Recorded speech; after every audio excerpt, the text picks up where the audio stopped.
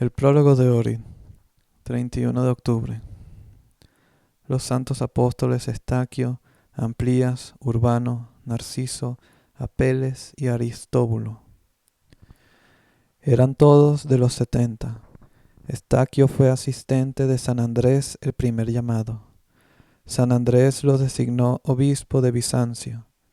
Estableció la iglesia de Argigrópolis y gobernó fiel y celosamente su grey. Después de 16 años como obispo, entró pacíficamente al descanso en el Señor. Amplías y Urbano asimismo obraron con San Andrés y fueron ordenados obispos por él. Amplías de Lidia, de Odisópolis, en Judea, y Urbano de Macedonia. Ambos murieron mártires por Cristo el Señor. Narciso fue designado obispo de Atenas por el apóstol Felipe. San Apelas fue obispo de Heraclea, de Tracia. Aristóbulo, hermano del apóstol Bernabé, predicó la fe cristiana en Gran Bretaña y reposó pacíficamente allí.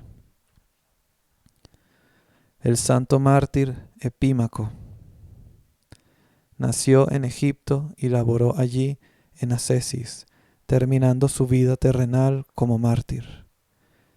Imitando a San Juan Bautista, se retiró al yermo cuando aún era joven. Debido a su gran amor por Dios, el Espíritu de Dios lo condujo a toda verdad, con ningún otro maestro. Le enseñó cómo vivir la vida de ascesis. Luego, Epímaco se enteró de que los infieles estaban torturando y matando cristianos en Alejandría por causa de Cristo. Todo enardecido con celo por la fe, fue a la ciudad y destrozó los ídolos.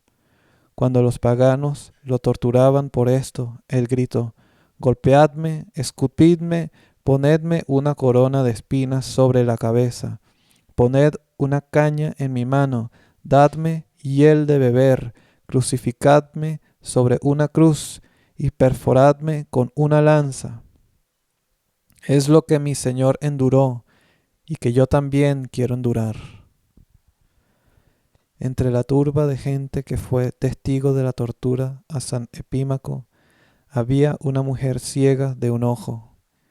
Ella lloró amargamente, observando la tortura despiadada a este complacedor de Dios. Cuando los torturadores desgarraron el cuerpo del santo mártir de Cristo, brotó sangre de él y una gota de sangre tocó el ojo ciego de esa mujer. De repente, su ojo ciego recuperó la visión y fue tan sano como el otro. Entonces ella clamó: «Grande es el Dios en quien este padeciente cree». Después de esto, decapitaron a San Epímaco, y su alma asumió a su habitación en el regocijo eterno, alrededor del año 250. El santo mártir Nicolás de Quíos. Nicolás fue un joven piadoso y un gran celote por la fe cristiana. Nació en la aldea de Caries, situada en la isla de Quíos, en donde fue torturado y decapitado por los turcos en el año 1754, y entregó su alma recta a Dios. Los venerables Espiridón y Nicodemo fueron monjes y panaderos de Prósfora en el monasterio de las grutas de Kiev. Aunque era analfabeto, Espiridón conocía el Salterio entero de memoria y obró muchos milagros durante el transcurso de su vida. Entró al descanso en el año 1148. Reflexión. Y el que no toma su cruz y sigue en pos de mí, no es de mí digno, ha dicho el Señor. Mateo 10:38. El santo y venerable mártir Timoteo de Esfigmenú, 29 de octubre, era al principio un hombre casado que tuvo 2 hijas. Más tarde, como monje, decidió padecer por Cristo. Ya preparado para la senda del padecimiento, le rogó al abad la bendición de detenerse en su aldea de Quesana para despedirse de sus hijas. El abad no le permitió hacer eso por temor a que un encuentro con sus dos hijas lo ablandara y lo alejara del martirio por la fe. Pero Quisana yacía en el camino a Propóntide, hacia donde Timoteo se dirigía. Cuando llegó a su aldea, encontró a un ex vecino, conversó con él y le entregó un mensaje de despedida para sus hijas. En vano, el vecino le suplicó que se quedara, viera a sus hijas y descansara. Timoteo se apresuró a seguir su camino. Las hijas oyeron acerca de su padre por medio del vecino y corrieron a verlo. Entonces se vio una rara y majestuoso espectáculo. Las hijas corrían para alcanzar y abrazar a su padre, mientras que el padre huía de sus hijas para no transgredir el mandato de su abad. Las hijas corrieron rápidamente, pero su padre corrió aún más rápido. Las hijas se apresuraron a abrazar a su padre, y Timoteo, huyendo de ellas, se apresuró a abrazar a la muerte. Las hijas se extenuaron y emprendieron el regreso en desesperación, y su padre desapareció. Antes de su muerte, Timoteo le suplicó a su padre espiritual Germano que pasara por su aldea e informara a sus hijas de su final martirial. Los turcos decapitaron a Timoteo y arrojaron su cuerpo al río. Germano tuvo éxito en recuperar una sola prenda del mártir. La llevó a Quesana, halló a las hijas de Timoteo, les relató la muerte heroica de su padre y les mostró su vestimenta. Contemplación. Contemplar la guía milagrosa a los apóstoles por parte del Espíritu Santo. Hechos 16. 1. Cómo Pablo y Silas quisieron ir de Misia a Bitinia. 2. Cómo el Espíritu no lo permitió. 3. Cómo en una visión a la medianoche un hombre macedonio se apareció a Pablo y lo convocó para ir a Macedonia. Homilía.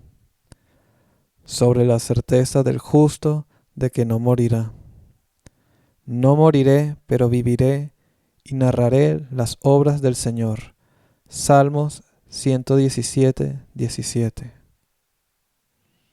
¿Quién puede decir, no moriré? Aquel que se aferra al Señor vivo. ¿Quién puede confirmar con confianza, pero viviré? Aquel que ve al Señor vivo delante de sí. Enoc y Elías no murieron, sino que fueron llevados a la vida eterna. El Señor los tomó en su misericordia y como prueba a la humanidad de la vida inmortal. El Señor Jesucristo murió y resucitó de acuerdo con su poder y como prueba a la humanidad de la resurrección de entre los muertos. Los apóstoles y los santos fueron asesinados, pero muchos de ellos se aparecieron desde otro mundo en su amor por la humanidad y como prueba a la humanidad de la vida eterna. Así, aquellos que fueron asumidos al cielo en la carne y aquellos cuyos cuerpos reposaron, viven con el Señor Jesucristo resucitado en el reino inmortal. No moriré, pero viviré, dijo el rey David con gran certeza, a pesar de que vivió en la tierra antes de la resurrección del Señor y antes de la anunciación de la resurrección general de los justos. Con aún más certeza, cada uno de nosotros, los cristianos, debemos decir esto también: no moriré, pero viviré, porque el Señor resucitado es el fundamento de nuestra fe, y nuestros ojos han visto, y nuestros oídos han oído más, mucho más, que los ojos y oídos del rey David. Tras la cruz de Cristo, el diablo se hizo como humo, y después de su resurrección, la muerte se hizo cual una mera niebla a través de la cual uno pasa al campo iluminado por el sol de la inmortalidad. Bienaventurado es, hermanos, el que se vuelve digno de vivir y narrar las obras del Señor. Oh Señor vivo, vivifícanos y sálvanos. A ti sean la gloria y la alabanza eternamente. Amén.